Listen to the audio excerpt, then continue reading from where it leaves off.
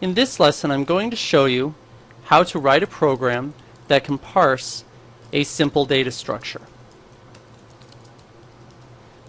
A data structure is simply a collection of data elements. Before a data structure can be properly understood, it must be broken down into smaller pieces, and we refer to this process as parsing. Parsing just refers to looking at each element of a data structure and understanding it as we go. You can think of this process as being similar to the way that you read a page. First, you look at each individual word, and then understanding the meaning of a sentence is only possible once each individual word has been read and understood. Okay, so let's begin. To start with, we will be looking at a very simple kind of data structure, a date. In this case, our date format is going to be 4 characters for the year, 2 characters for the month, and 2 characters for the day. That means that the first 4 bytes of our data structure can be properly understood as the year, the 5th and 6th bytes as the month, and the last 2 bytes as the day. Before you can parse any data structure, you must know its format. Now let's go ahead and create our string of text that is going to contain today's date.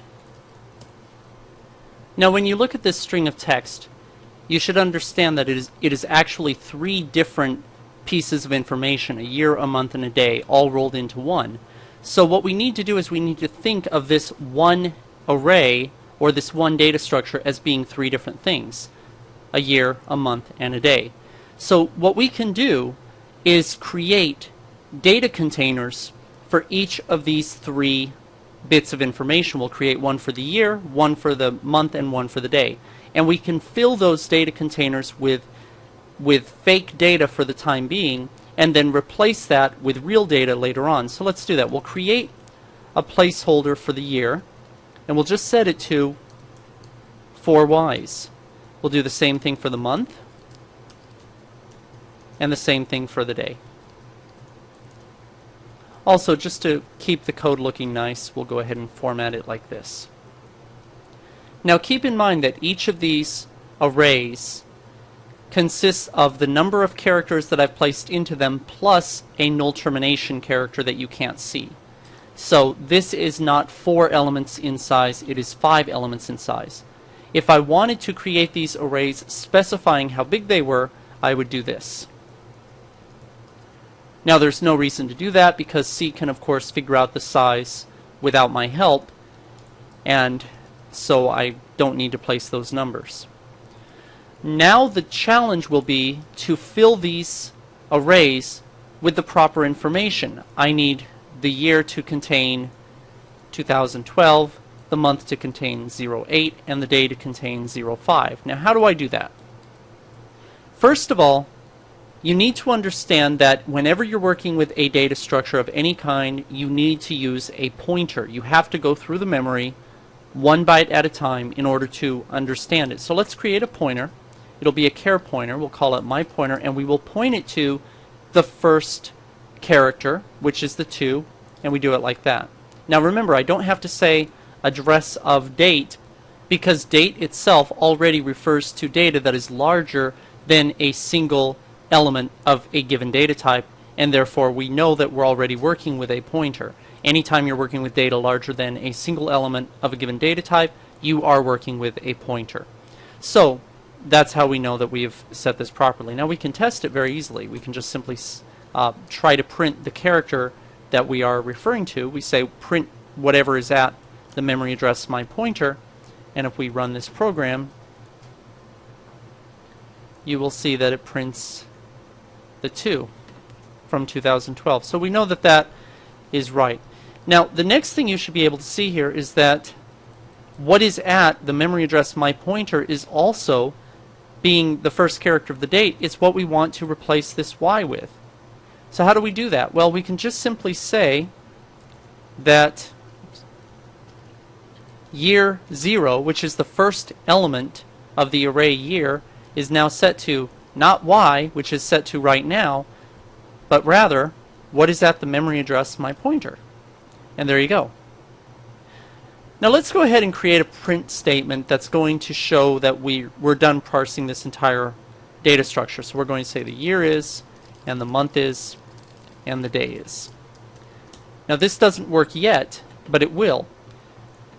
Well, let me go ahead and run this just so you can see what it looks like. So we have little underlined areas for where we're going to put our data.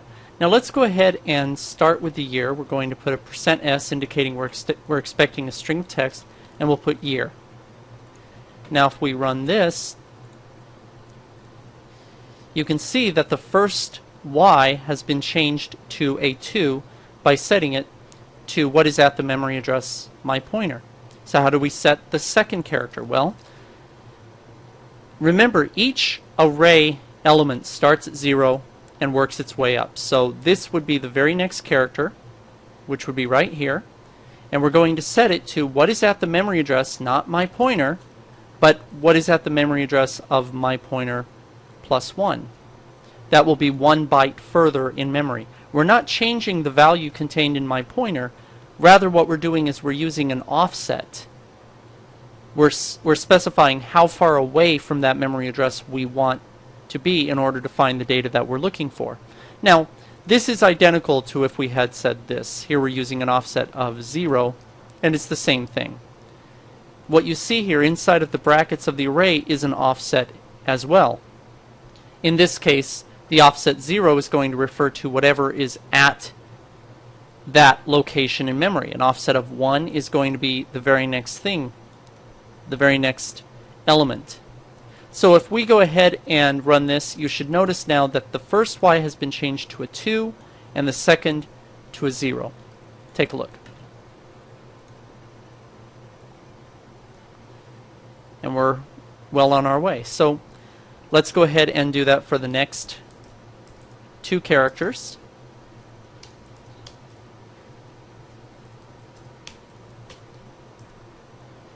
And now the year is done. And you see that the year is 2012. Now if I was to change the original string of text, let's just say 2011, you'll see that this is reflected in our result. The year is 2011. So all we have to do is simply repeat the same process for the month and the year. So month 0 is going to be the very next byte in memory, and month 1 is going to be the byte immediately after that. And then we just need to replace this with a %s. Now notice that we're running out of space here. That's not a problem. I can just do a new line and continue. Now if we run this, you'll see the result. We're almost done. We have the year and we have the month. All we need is the day. So day 0 is going to be what? Well, it's going to be the very next byte in memory, so it's going to be what is at the memory address of my pointer offset plus 6, and day 1 is going to of course be plus 7, and I just need to replace this with a %s,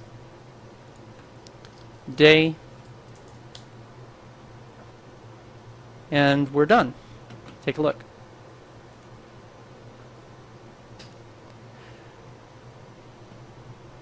Now if I were to change the date, it's not going to affect anything. If I want to make this January 16th of 2011, you'll see that when we run this, it will still parse it correctly. So in this lesson I've shown you how you can take a simple data structure that consists of 3 different data elements, break it down into its individual elements, and finally print a string of text that demonstrates that this data structure has been properly parsed. Also, I've shown you the relation between offsets and array indexing.